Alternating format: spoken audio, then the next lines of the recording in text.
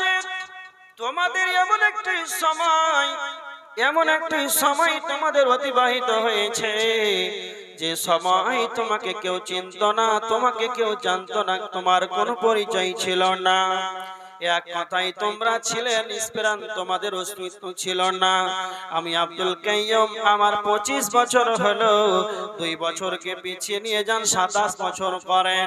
27 বছর আগে আব্দুল কাইয়ুমের পিতা মাতা, এমনকি আমার মা, আমার আব্বাও জানতো না পৃথিবীর বুকে আব্দুল কাইয়ুম আসবে, এমনকি আমাদের কোনো পরিচয় ছিল না।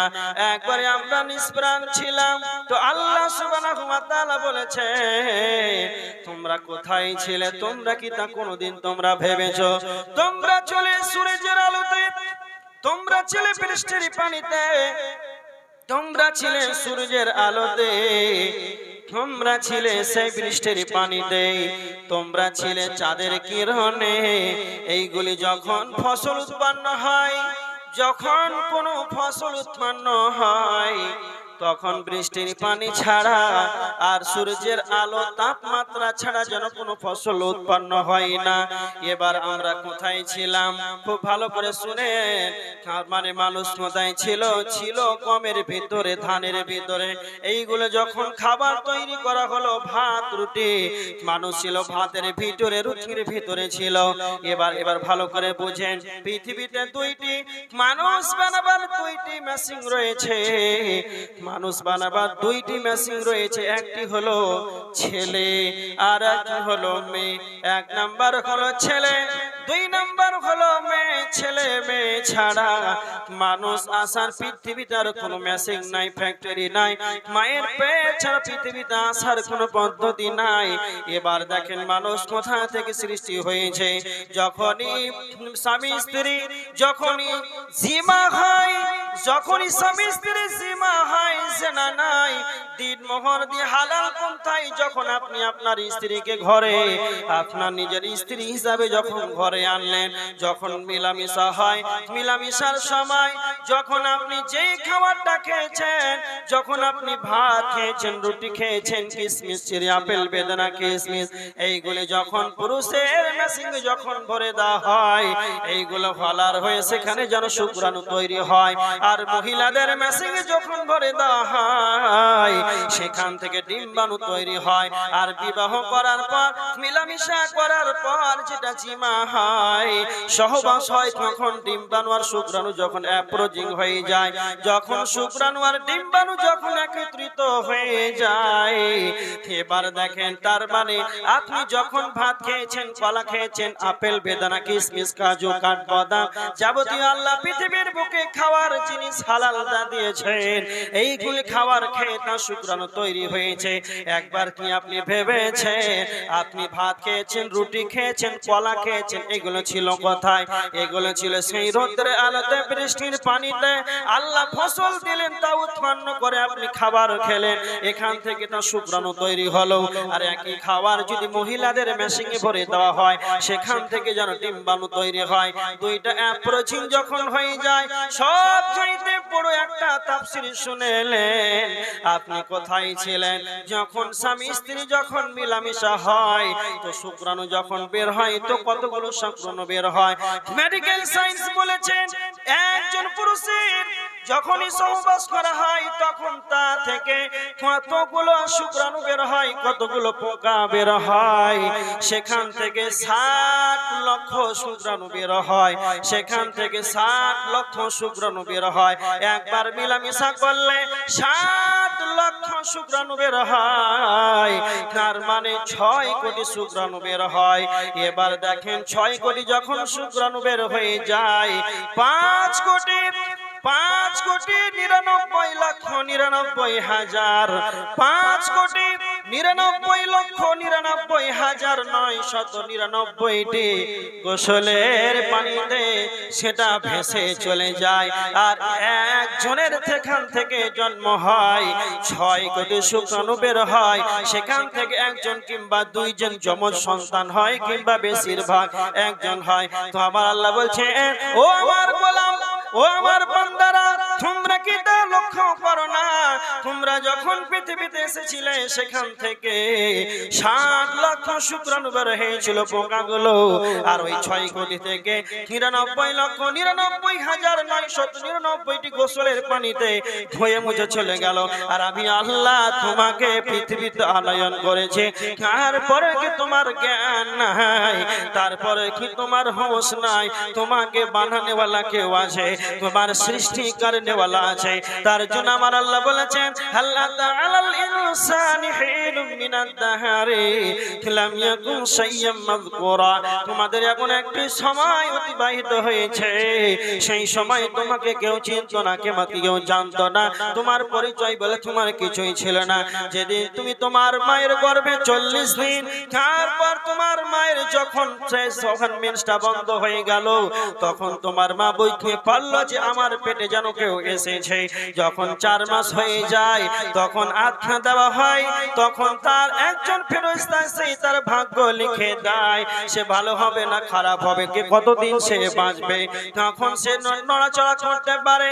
4 মাস যখন হয়, তখন তোমার মা জানলো আমার পেটে যেন কোনো সন্তান এসেছে।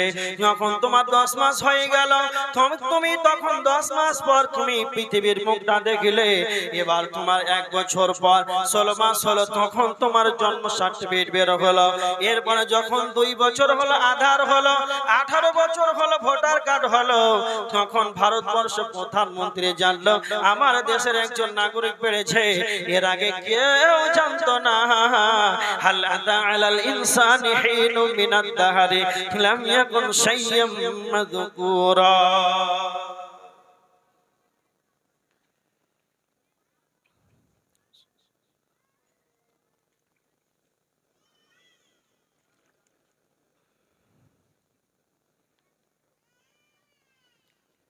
কি ব্যাপার, উঠ থেকে আরম্ভ করলেন? এখানে তো শুরু করিনি, শুধু আপনাদেরকে আমি বুঝাচ্ছি। দেখেন, হায়াতের মৌত এখনো শুরু করিনি আলোচনা। রাত বেশি হয়নি, চুপচাপ থাকেন, উঠাউঠি করিয়েন না। আর যারা দাঁড়িয়ে আছেন, ওরা টাকা পাবেন নাকি আপনাদের কাছে? বাড়িতে এসে কে দাঁড়িয়ে থাকে? কেউ টাকা পেলে আসেন, চাচা টাকাটা দিয়ে দেন, দিলে আবার চলে গেল। আপনার কাছে টাকা পাই, দিয়ে দেন। কত কষ্ট করে দাঁড়িয়ে থাকবে, দিয়ে দেন, ওরা চলে যাক। আর জালসা শুনতে আসলে বসেন, এখনো দাঁড়িয়ে দাঁড়িয়ে দেখছি, মানে এটা তো সোজা পাবে হলো না। বসেন আল্লাহর গোলাম। এবার দেখেন, আমি এটা হায়াতটা বুঝালাম যে যার হায়াতের জ্ঞান আছে, জন্মসূত্র যার জানা আছে, সে তত তাড়াতাড়ি তার রবকে খুঁজে পাবে। এটা 1 নাম্বার। এবার আসি মওত। মওতের জ্ঞানটা যদি আপনার থাকে, তাহলে কি লাভ হবে জানেন? কি লাভ হবে? খুব সোজা বাংলা বুঝেন। যখন আপনার মওত সাবজেক্টটা মাথায় থাকবে, তখন পৃথিবীর যত নোংরা খারাপ পাপাচার কাজ আছে, সেখান থেকে আপনি দূরীভূত হবেন, দূরে সরে যাবেন। হায়াতের জ্ঞান থাকলে আল্লাহকে খুঁজে পাবেন, ইবাদত করতে মন চাইবে। 1 2 যখনই মওতের জ্ঞান থাকবে, তখন আপনার যতগুলো নোংরা খারাপ কাজ থেকে লাত মেরে মসজিদের গেট খুঁজে পাবেন। বুঝতে পেরেছেন? এই জন্য হায়াতটা কিছুক্ষণ দিলাম। এবার মওত সম্পর্কে আপনাদের সম্পর্কে কিছু বলি। মওত এমন একটা সাবজেক্ট যেটার ভিতরে মানুষের জ্ঞান নেই। মওত সাবজেক্ট, এই জন্য মানুষকে বলতে হয়, ভাইজি বসে একটু সামনে আসেন। এখনকার মানুষকে আলোচনা শুনতে ভালো লাগছে? কথা বলে, সত্য কথা বলেন, ভালো লাগছে? ভালো লাগে না? এত সুন্দর মাহফিল, এখন তামাশা দেখছে, খাট দাঁড়িয়ে দাঁড়িয়ে করছে কি? আর ভাবছে কেউ ড্যান্স কেন করে না? ভাবছে ড্যান্স কেমন হয়, বসে না কেন? এত সুন্দর ভাবে আলোচনা দিলে যে ঠান্ডা হয় না, মানে বসবে না কেন? আল্লাহ হেদায়েত দান করুন। এইবার দেখেন, মানুষকে এখন কোরআন হাদিসের আলোচনা শুনতে ভালো লাগে। একটা উদাহরণ দিচ্ছি, আপনাদের এই মোড়ের নাম জানি না, মোড়ে আপনাদের এখানে চায়ের দোকানে একজন উগ্র মিজাজি মানুষ, মানে খিটমিটা মিজাজের মানুষ, মানে কিছু অল্প বলে রেগে যায়। আপনাদের এই গ্রামের একজন হাজী সাহেব ব্যাঙ্গালোর গিয়েছে চিকিৎসা করতে, খুব ভালো করে শুনে। তো ব্যাঙ্গালোর গিয়েছে চিকিৎসা করতে, তো ব্যাঙ্গালোর আপনারা জানেন যে হাসপাতাল ভালো, মাত্র 2 টাকা টিকিট, 5 লাখ 6 লাখ টাকার পরিষেবা পাওয়া যায়। তো ও এত সুন্দর পরিষেবা, ডাক্তার ভালো, ওষুধ ভালো, চিকিৎসা ভালো, তো হাজি সাহেব বাছারা গিয়েছে, একটু গল্প করতেই পারে, করবে না? করবে না? চায়ের দোকানে এসে গল্প করছে, আরে জানিস ব্যাঙ্গালোর গিয়েছিলাম, এত সুন্দর চিকিৎসা, আর ওই খিটমিটা মিজাজের মানুষ, উগ্র মিজাজি মানুষ, হ্যাঁ কি বলছিস, মানে ওইগুলো বরদাস্ত হয় না। হাসপাতাল খবর শুনে আমার লাভ কি? আবার 5 মিনিট হয়েছে, এক কাপ চা খাওয়া হয়েছে, বলছে আরে জানিস এত সুন্দর ওষুধ 2-4 বার খেতে আমার আরাম হয়ে গেছে। ফের কি আলোচনা করছিস, ভালো লাগে না। ই ভালো আলোচনা করছে, ওর ভালো হয়েছে স্যার, এ কিন্তু বারবার রেগে যাচ্ছে, উগ্র মিজাজি মানুষ। এবার দেখেন উদাহরণটা কেন দিলাম, ওই যে উগ্র মিজাজি মানুষটা রেগে যাচ্ছিল, ওখান থেকে প্যারালাইজার হার্ট 100তে অ্যাটাক করেছে, আর ব্লাড ক্যান্সার 3টা 100তে। যখন হাজি সাহেবের বাড়ি গেছে, ও হাজি সাহেব বাড়িতে বলছে না, ভুট্টার ভুঁই আছে, একবারে মা খেয়ে হাজি সাহেব বলেন কি করে আপনি কোথায় পাইলটে উঠলেন, কোথায় নামলেন, ব্যাঙ্গালোর কোথায় হাসপাতাল, কি করে চিকিৎসা করলেন? এখন ওকে চিকিৎসা করাতে এখন হাজি সাহেবের বাড়ি গেছে, এমনকি মাঠে কোথায় হাজি সাহেব খুঁজে বের করতে গেছে, তার মানে এখন সে নিজে খবর নিতে গেছে। এখানে আওয়াজ করবেন না, সে এখন নিজে খবর নিতে গিয়েছে। এবার কথা বলে, ওকে চায়ের দোকানে বিরক্ত লাগছিল, আর এখন ওকে খবর নিতে ভালো লাগছে, কেন বলেন? কথার উত্তর দেন। বিপদে পড়েছে বলতে এখন অসুস্থ, হ্যাঁ অসুস্থ হলে হাসপাতাল খবর খুব ভালো লাগে, হ্যাঁ সুস্থ থাকলে হাসপাতাল খবর বলে রাগ উঠবে না? রাগ অবস্থায় উঠবে। তো এখন যে সে অসুস্থ, এই জন্য হাজি সাহেবের কাজ যায়, কি করে তা ভালো করা যায়, এই জন্য সে দৌড়াদৌড়ি করছে। তার মানে যাদের কোরআন আলোচনা ভালো লাগে না, হাদিসের আলোচনা ভালো লাগে না, যখনই বলা হয় আসেন জলসার মাহফিলে, তখন তাদের মাথাটা গরম হয়ে যায়, কেন আমাদেরকে বলছে, কার মানে কেন ওদেরকে কোরআন হাদিসের ভালো লাগে না? কারণ হলো এদের মৌতের মতন সাবজেক্ট এদের ভিতরে নাই, তার জ্ঞান নাই যে আমাকে মরতে হবে, এই কারণে তাকে মরণের খবর শুনতে ভালো লাগে না, কোরআন হাদিসের আলোচনা শুনতে ভালো লাগে না। যখনই তার ভিতরে মরণ নামক সাবজেক্ট ঢুকে যাবে, তখন তাকে বলতে হবে না, ও সাত্তার জাব্বার আয় কোরআন আলোচনা শুনতে বস, তাদেরকে জীবনে বলতে হবে না।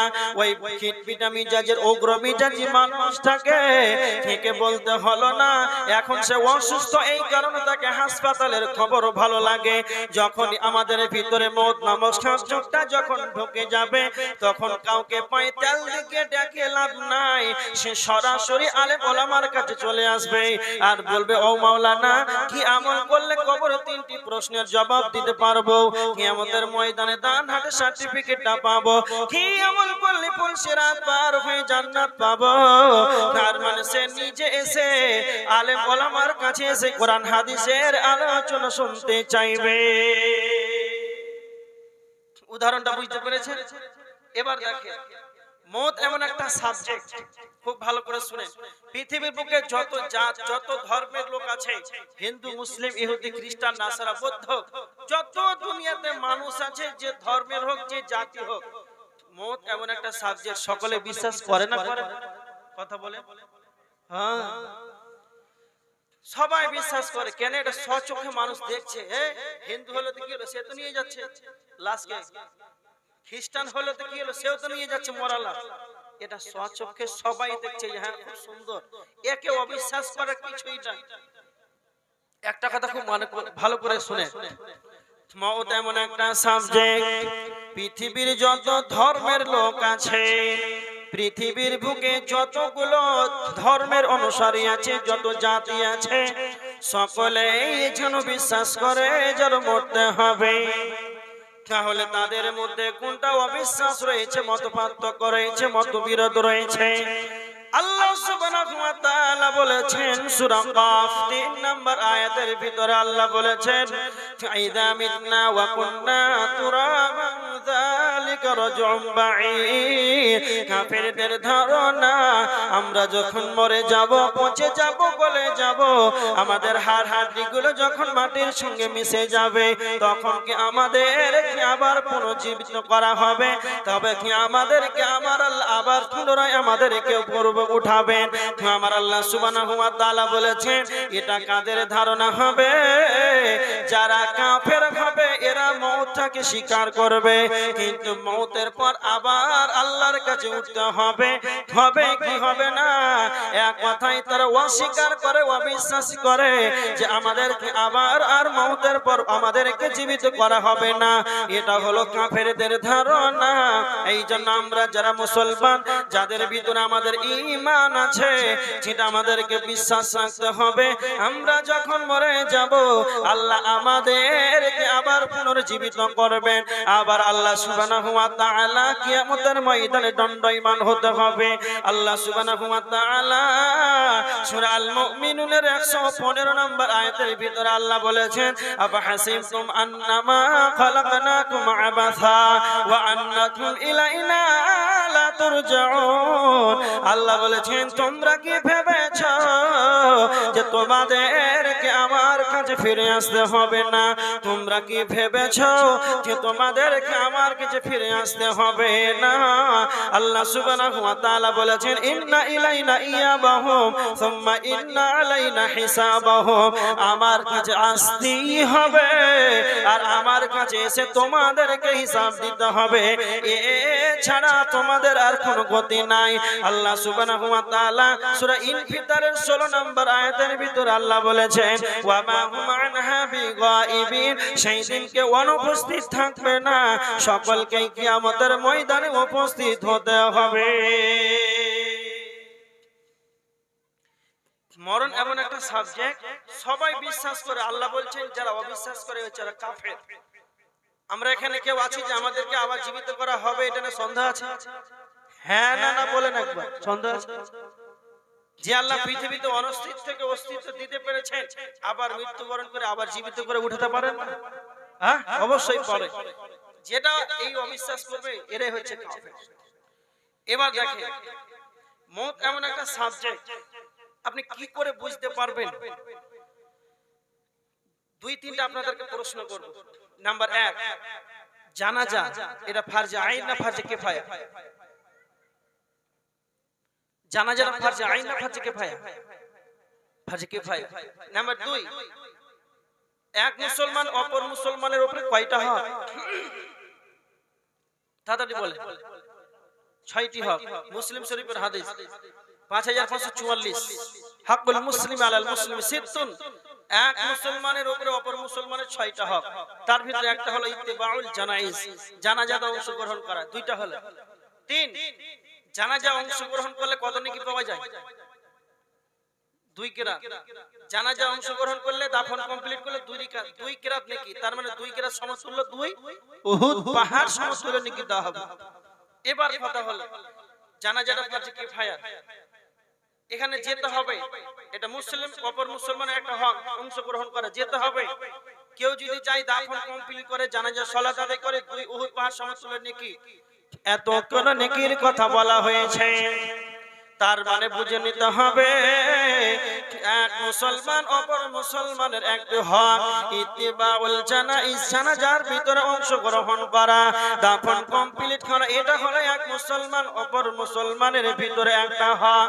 নবীজি জানাজাতে যেতে বলেছে, আর জানাজার ফজিলত এতটা কেন ফজিলত তা দিয়েছেন? কেন কেন?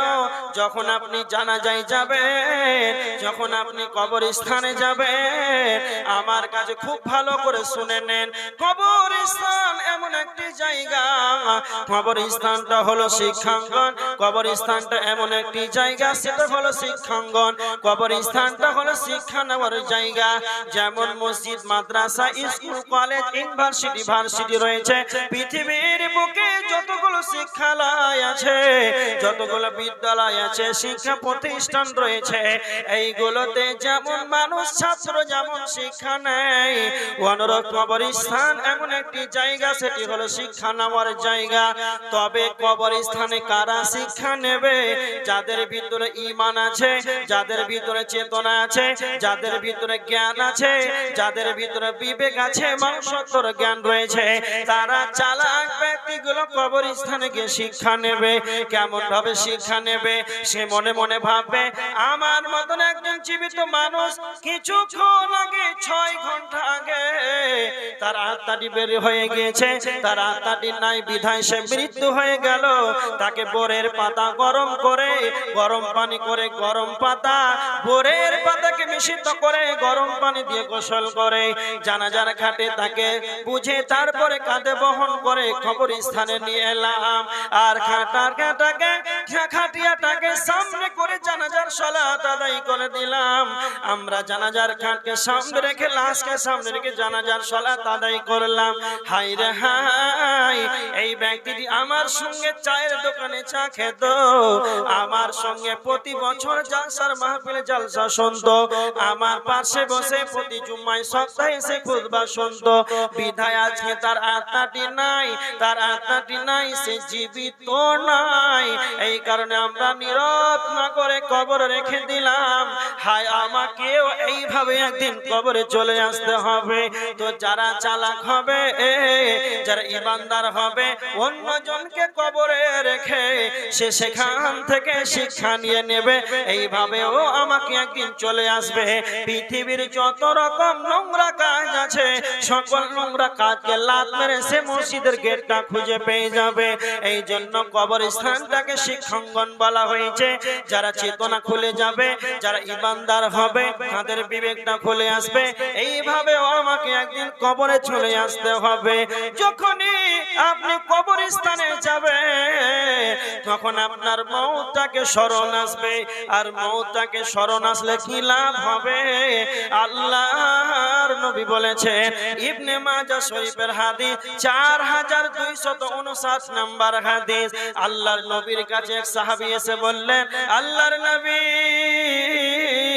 নবীজি এসে বলছেন, ফাআইয়ুল মুমিনিনা আকিয়াস, আপনি বলেন সব চাইতে চালাক ব্যক্তিকে, সব চাইতে চালাক ইমানদারকে?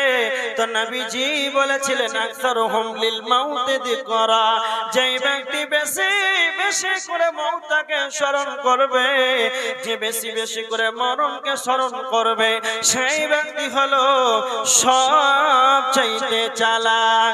তার মানে নবীজি কাকে চালাক বললেন? যেই ব্যক্তি সব চাইতে মরণটাকে স্মরণ করবে। আমার সামনে যারা বসে আছেন, পিছনে ডানে বামে যারা মহিলারা আছেন, নিজের অন্তরের অন্তরস্থল থেকে একবার বলেন, আমরা সারাদিন 24 ঘন্টায় 30টা দিন, একটা মাস, 365 দিনে একটা বছর হয়, কয়টা মিনিট মরণটাকে স্মরণ করি? মওতটাকে নিয়ে একবার আমরা কয়বার ভাবি? আমার সামনে যারা পুরুষরা যারা রয়েছেন, যারা জানাজার খাটকে সামনে রেখে জানাজার সালাত আদায় করে, মানুষের মতন সুন্দরভাবে বিসমিল্লাহ বলে 3 মুষ্টি মাটি নিয়ে একটা মৃত্যু ব্যক্তির উপরে পাঠাতেন, এর উপরে 3 মুষ্টি মাটি দিয়ে দিলেন। এরপরও আপনি চিন্তা ভাবনা করলেন না, এইভাবে আমাকে যেন কবরে চলে আসতে হবে। তারপরে মরণকে স্মরণ হলো না, তারপরে মসজিদের গেটটা খুঁজে পেলেন না, তারপরে মরছেন, বলছেন আসসালাতু খায়রুম মিনান নাওম, ঘুম থেকে সালাত উত্তম, ঘুম থেকে সালাত উত্তম, হাইয়া আলাস সালাহ, সালাতে এসো, সফলতা নিয়ে যাও। তারপরে ফজর আজান হলো 5টার সময়, আর আপনার সকাল হলো 8:30টার সময়। ওরে হতভাগা মুসলমান, একবার কি তুমি ভেবো না আমারকে এইভাবে একদিন মরে কবরে শুয়ে থাকতে হবে? মরণকে নিয়ে কোনোদিন চিন্তা করলেন না। তো সব চাইতে চালাকে না তো মরণটাকে নিজে বেশি স্মরণ করবে। এবার একটা হাদিস দেখেন, আল্লাহর নবী বলেছেন, তিরমিজি শরীফের হাদিস 2307 নাম্বার হাদিস। আল্লাহর নবী বলেছেন, আকসির যিকরা, তোমরা বেশি বেশি করে মওতটাকে স্মরণ করো, তোমরা বেশি বেশি করে মওতটাকে স্মরণ করো। ইয়ানিল মওত, মরণটাকে স্মরণ করো। কেন কেন কেন কেন নবীজি মরণটাকে স্মরণ করার কথা কেন বললেন? মওতটাকে স্মরণ করলে কি লাভ হবে? নবীজি বলেছেন, হাদি বিল্লাযাত, মরণ এমন একটা সাবজেক্ট, মরণ এমন একটা বস্তু যা আপনি সবার সর্বদা মওতটাকে বেশি করে স্মরণ করলে পৃথিবীর যত মজা, পৃথিবীর যত চাকচিক্যন ঐতিহ্যবাহী মজা স্বাদ আছে, সমস্ত স্বাদকে ধ্বংস করে দেয় সেটাই হলো মদ। যখন আপনি মদকে স্মরণ করবেন, যখন আপনি জানাজার ঘাটে যাবেন, যখন আপনি জানাজার সালাত আদায় করবেন, জানাজার ঘাটকে সামনে রেখে যখন আপনি 3 মুষ্টি মাটি দেবেন, যখন কবরস্থানে যাবেন, তখন মউতটাকে বলে স্মরণ আসবে। যখনই মউতটাকে স্মরণ আসবে, তখন দুনিয়া ভালো লাগবে না, তখন আল্লাহর ইবাদতে মনোযোগী হবে। এটাই বলা হয়েছে। যখন আপনি কবরস্থানে বেশি বেশি করে যাবেন, তখন আপনার দুনিয়ার ভালো লাগবে না। যখন দুনিয়া ভালো লাগবে না, তখন ইবাদত করে তখন বেশি ভালো লাগবে। কথা বলেন ঠিক কি না? এই জন্য কবরস্থানে যাওয়াটা ভালো। এমনিতে আপনি কবরস্থানে যাবেন, মুমিন মুমিনার জন্য দোয়া করবেন, কবরবাসীদের জন্য কবরের কাছ থেকে কিছু চাওয়া যাবে না, কিন্তু তাদের জন্য মাগফিরাত কামনা করা যায়, তাদের জন্য দোয়া করবেন। যখন আপনি কবরে যাবেন, তখন মওতটাকে বেশি স্মরণ আসবে। এবার দেখেন, আজকে আমরা মওতটাকে স্মরণ করি না। এক বাড়িতে মৃত্যু, মরা বাড়ি, সে বাড়িতে মরেছে, তার বাড়ির পাশে চলছে একবারে দেগে ভাত, সকালে গরুর মাংস হয়ে গেছে, আর যত আসবে মাটিতে এখন খাবে। যদি খেতে না পাই বলে অত দূর থেকে এলাম জানাজার সালাত আদায় করতে, তো খেতেও পেলাম না। আছে আপনাদের এলাকায়? শুরু হয়েছে, হবে আরো, কত দেখবেন, দেখেন না। মৃত্যু গোসল দিবে, ওপর লোক নাই, খাবার বেলা দেখ চলছে, রান্নার লোক হলে এই হচ্ছে কুসংস্কার। খেতে হবে। মওতটাকে স্মরণ আমরা কতটুকু করি এটা আপনাকে দেখাচ্ছি। তার মানে মৃত্যু হয়েছে ওর বাড়িতে, ওখানে মরণকে স্মরণ না। 2, যখন কবরস্থানে যাই, কবরস্থানে মরণকে স্মরণ করি আমরা, কাঁদি নাকি? যে আপনাদের এলাকায় আছে কবরস্থানে গিয়ে কান্নাকাটি করে সব? কোথায় পাবে না? নাই। এখন বর্তমান ডিজিটাল জামানায় কি হয়েছে, কবরস্থানে গিয়ে শুরু হয়ে গেল রাজনীতির গল্প। এবার ক্ষমতায় কে আসবে? হ্যাঁ, কংগ্রেস মনে হয় আর পারবে না, মনে হয় 2 বছর পর পর কে আসবে না আসবে, কবরস্থানে গিয়ে গল্প শুরু করে দিল, রাজনীতির গল্প চলছে। আবার কিছু মাথা মোটা আছে, ওরা বলবে যে আমার ছেলেটা সামনে বার MBBS কমপ্লিট, চাকরি ৭৭,০০০ টাকা মাস। ও হারামখোর দুনিয়া মারা বললো, ওই কবরস্থানে গিয়ে বলছে যে ৭৭,০০০ টাকা মাস, সামনে মাস থেকে ঢুকবে আমার ছেলে চাকরি। এইটা হচ্ছে মরণকে স্মরণ। খুব ভালো করে শুনে, কার মানে কবরস্থানে গিয়ে আমরা কতটা মওতকে স্মরণ করি আপনাকে বুঝাচ্ছি। এবার আপনাকে একটা প্রশ্ন করছি, উদাহরণ স্বরূপ আপনারা উত্তর দেন। কবরস্থানে যারা গিয়ে রাজনীতির গল্প করে, ছেলে পারিবারিক জীবনের গল্প করে, এরা মানুষ না জানোয়ার? সঠিক করে উত্তর দেন। ভয় করে না, আমি তো আছি।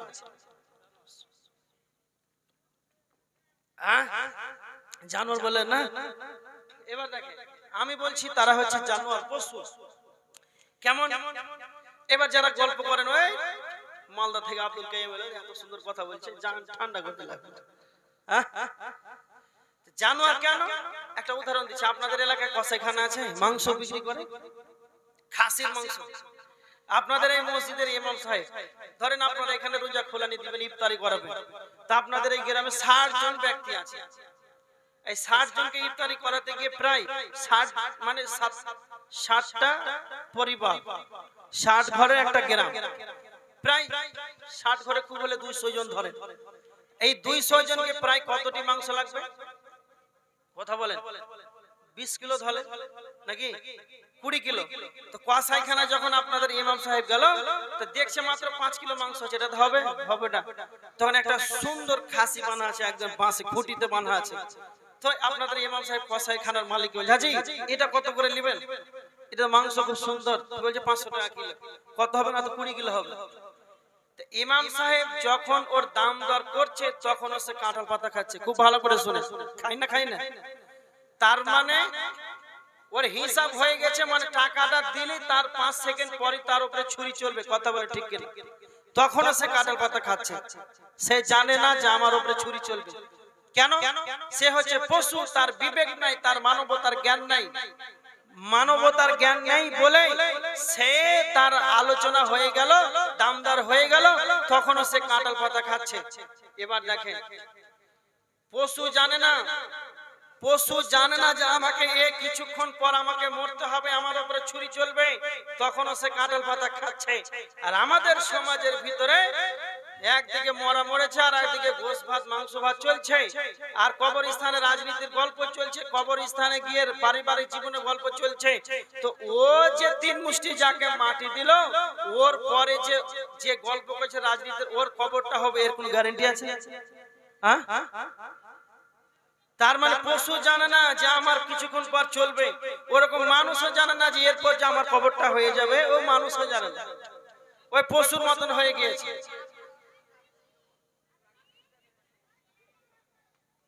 মেয়েরা একবারে চিৎকার করবেন না।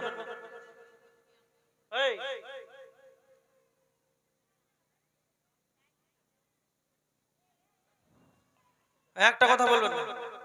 এদিকে দেখেন, আর একটা ছোট্ট উদাহরণ দিচ্ছি।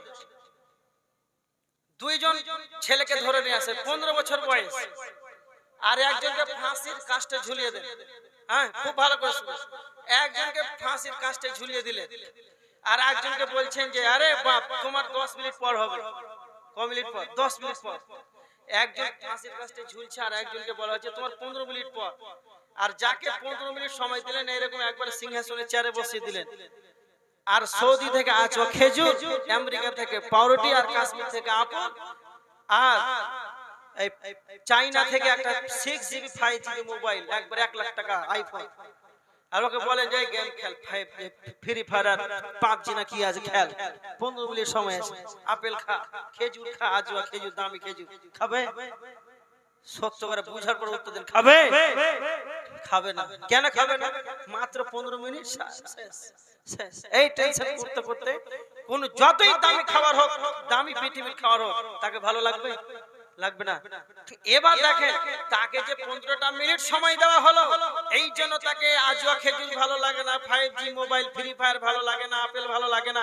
তো আমার আপনার মতন ব্যক্তিটার 15টা সেকেন্ডের কোনো গ্যারান্টি আছে? কথা বলেন না, কেন গ্যারান্টি আছে? তা আপনি এবার কি করে খেল তামাশা, carrom board, PUBG, free fire, হ্যাঁ ধুম ধাড়াক্কা চলছে, একবারে বক্স ডিজে দিয়ে বাড়িতে। আপনি কত বড় বিবেকবান! পশু না জানোয়ার? পশু না মানুষ না জানোয়ার? কি বুঝবেন আপনি মানুষকে দেখে? এর যে 15টা সেকেন্ড নাই, তাকে 15 মিনিট সময় দেওয়া হলো, 15 মিনিট তাকে দুনিয়া ভালো লাগে না। তোমার যে 15টা সেকেন্ড সময় নেই, তোমাকে দুনিয়া সবই যে ভালো লাগছে, তুমি আর মানুষ কি? এই জন্য আল্লাহ রাসূল বলেছেন, সবচাইতে চালাক কে? যাতে যে মওতটাকে নিয়ে ভাবে। আপনাদের একটা কথা বলে যাচ্ছি, খুব কথাটা ভালো করে শুনেন, কথাটা মুখস্থ করে নেন। আগামীকাল লাশ হয়ে কবরস্থানে যাওয়ার আগেই আপনি আপনার পায়ে হেঁটে নিজের মসজিদে হেঁটে যান। আগামীকাল লাশ হয়ে অন্যর কাঁধে চেপে কবরস্থানে যাওয়ার আগেই আপনি আপনার পায়ে হেঁটে মসজিদে যান, এতে আপনার জন্য সফলতা আছে। কথা বলেন ঠিক কিনা? জোরে বলেন না কেন? ঠিক তো বলতে হবে, উপায় তো নেই। এবার কথাটা কেন বললাম? আমরা এই ভাবছি মরবো, এখন তো সময় আছে, এই মরবো, সময় তো আছে, এইভাবে গাফলাতের ভিতরে শয়তানের চক্রান্তে পড়ে আমরা মওতটাকে স্মরণ করি না। এই জন্য বলছি, অন্যর কাঁধে চাপার আগে, জানাজার খাটে যাওয়ার আগে মসজিদে যান, এতে আপনার সফলতা আছে। এবার দেখেন, আপনাদের সম্মুখে আলোচনা করছিলাম মওত। এবার বলেন তো, মওত আগে না হায়াত আগে? কথা বলবে না, যেটা প্রশ্ন বলছি সেটা বলেন। মওত আগে না হায়াত আগে? কে বলতে পারবে?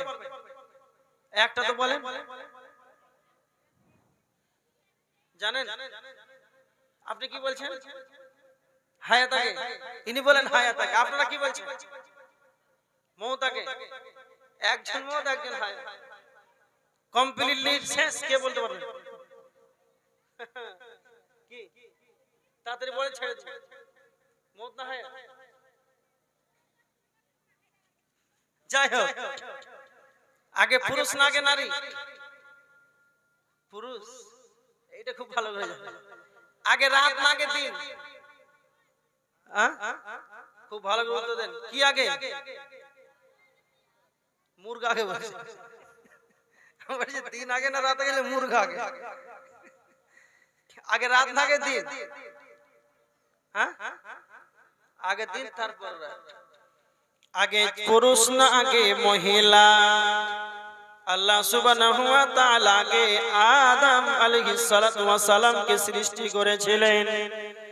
সর্বপ্রথম আগে পুরুষ তারপরে মহিলা। দ্বিতীয় নাম্বার হলো আগে রাত না আগে দিন? আল্লাহ সুবহানাহু ওয়া তাআলা বলেছেন সূরা নাজিয়াতের 29 নম্বর আয়াত, ওয়া আগতাশা লাইলাহা ওয়া আখরাজা দুহাহা। আল্লাহ বলেছেন আমি আগে রাত্রিটাকে অন্ধকারের চাদর দিয়ে ঢেকে রেখেছি, তারপর আমি রাত্রি থেকে দিনকে বের করেছি। তার মানে আগে রাত তারপরে দিন, আগে মওত না আগে হায়াত। আল্লাহ সুবহানাহু ওয়া তাআলা বলেছেন সূরা মুলকের 2 নম্বর আয়াত, আল্লাযী খালাকাল মাউতা ওয়াল হায়াতা। আল্লাহ বলেছেন আমি আগে মওতটাকে আগে বানিয়েছি তারপরে হায়াত। কেন আমি আগে মওতটাকে কেন বানালাম? আল্লাহ বলেছেন আমি কেন আগে মওতটাকে বানালাম? লিয়াবলুয়াকুম আইয়াকুম আহসানু আমালা। আল্লাহ বলেছেন আমি তোমাদেরকে পরীক্ষা করব যে তোমাদের ভিতরে আমলের দিক দিয়ে কে বেশি উত্তম। এই কারণে আমি আল্লাহ মওতটাকে আগে বানিয়েছি। খুব ভালো করে শুনে, আল্লাহ বলছেন আগে আমি মওতটাকে বানিয়েছি। কেমন? আমরা জীবিত আছি তো, কিন্তু আল্লাহ আগে মওতটাকে বানিয়েছেন। কথা বুঝতে পারেন? আমরা জীবিত আছি তো আগে মৃত্যু ছিলাম, তারপরে জীবিত হয়েছি। এখান থেকে শেষ করছি, তারপরে বলছি এই কথাটা ক্লিয়ার করছি। দেখেন আল্লাহ আগে মওতের ডেটটা কেন লিখলেন? যখন আপনি আপনার মায়ের পেটে 4 মাসে, তখন আপনি কতদিন পৃথিবীতে বাঁচবেন লিখা হয়ে গেছে। তো আগে মওত না আগে হায়াত? আপনি আসার আগে আপনার মওতটাকে লিখে রেখেছি এতদিন বাঁচবে আব্দুল কাইয়্যুম। কেন? কেন উত্তর এটাই। ধরেন কি যে আপনারা বিয়ে দিবেন আপনার মেয়ে, দুই পক্ষ রাজি, ছেলে মেয়ে পক্ষ দুই পক্ষ রাজি হয়ে গেল, বিয়ের ডেট ঠিক হয়ে গেল। এবার দেখেন যতক্ষণ পর্যন্ত বিয়ের ডেটটা না হবে ততক্ষণ পর্যন্ত আপনি কাউকে দাওয়াত দিতে পারবেন? চাল কিনতে পারবেন? কতটি হাঁড়ি লাগবে, দেগ লাগবে, আনতে পারবেন? তার মানে দুই পক্ষ যতক্ষণ ডেট না হবে ততক্ষণ ফ্যামিলি দুই কাজে লাগতে পারবে না। এই জন্য আল্লাহ আগে মওতের ডেটটা লিখেছেন যে তোমরা যেটা খরচা করছো সেটা হচ্ছে হায়াত। তোমরা ভাবো যে তোমাদের মওত সবচেয়ে বাকি আছে। এবার দেখেন মওত কয়বার? তাড়াতাড়ি বলে মওত কয়বার? মওত কয়বার? 2 বার। আর কে বলবেন?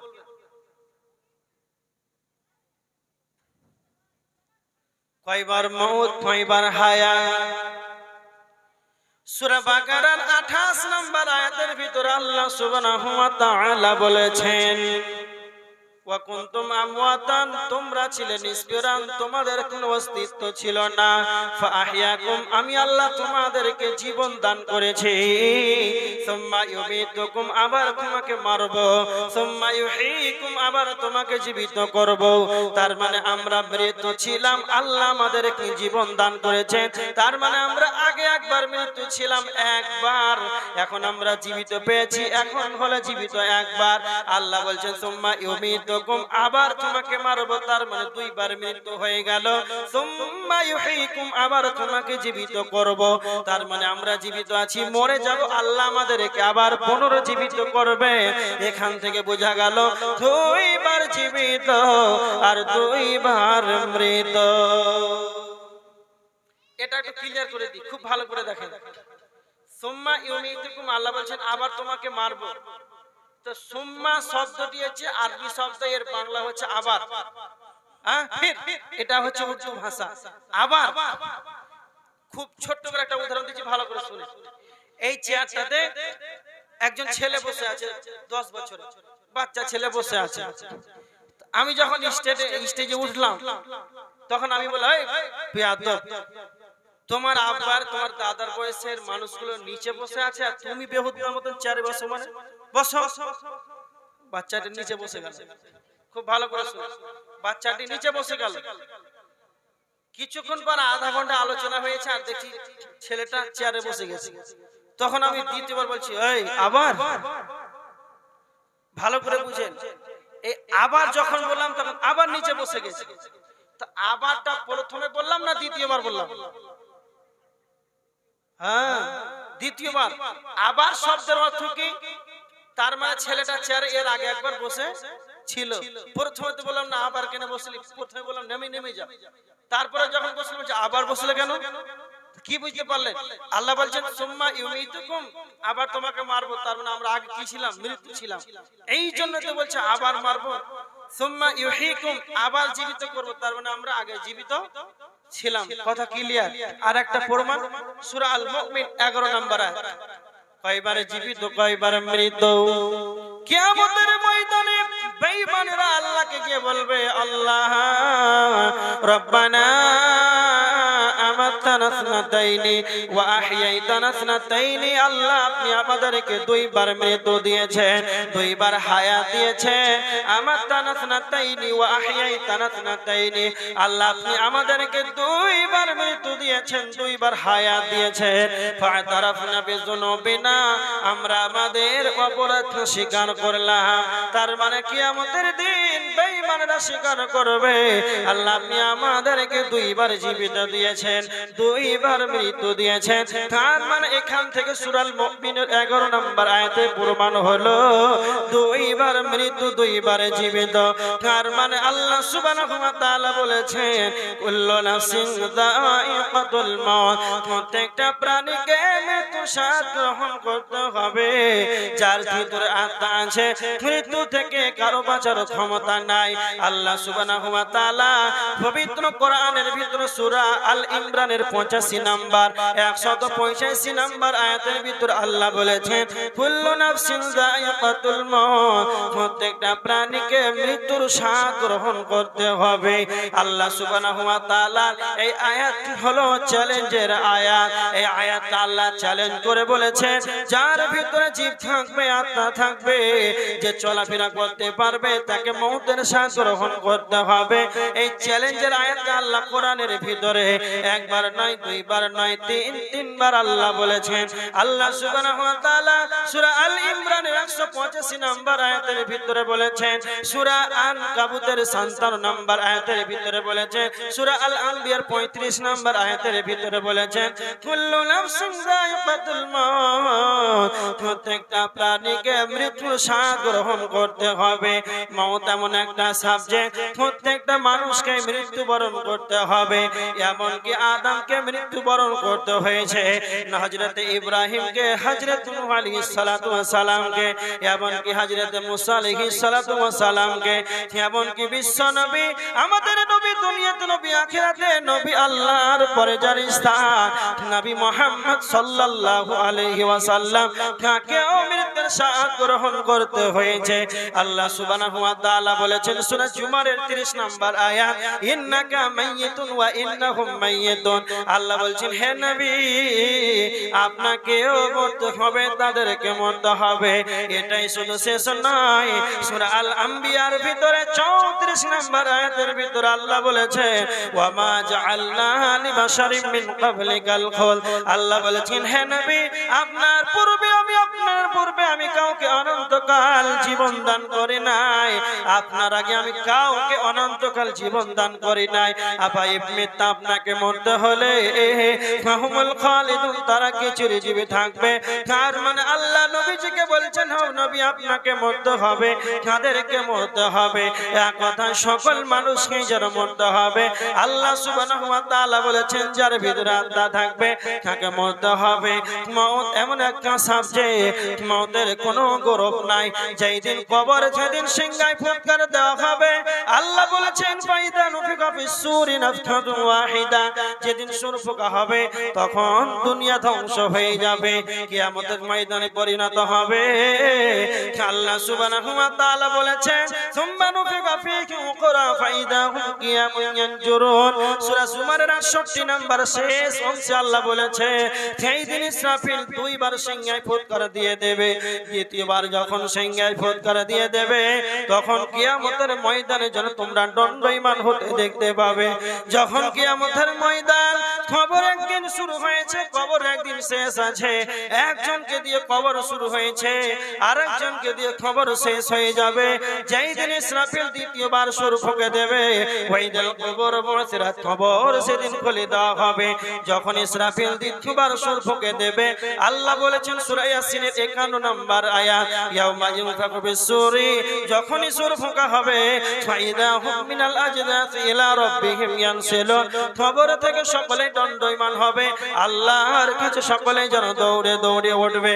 এবার দেখেন একদিন কবর শুরু হয়েছে, কবর একদিন শেষ হয়ে যাবে। একদিন কিয়ামত শুরু হবে, একদিন কিয়ামত শেষ হয়ে যাবে। কিয়ামত একদিন বিচার একজনকে দিয়ে শুরু হবে, আবার একজনকে দিয়ে কিয়ামতের ময়দান শেষ হয়ে যাবে। সর্বশেষ দুইটি ঠিকানা, আমাদের সর্বশেষ দুইটি ঠিকানা, একটা হলো জান্নাত আর একটা হলো জাহান্নাম। একটা হলো জান্নাত আর একটি হলো জাহান্নাম।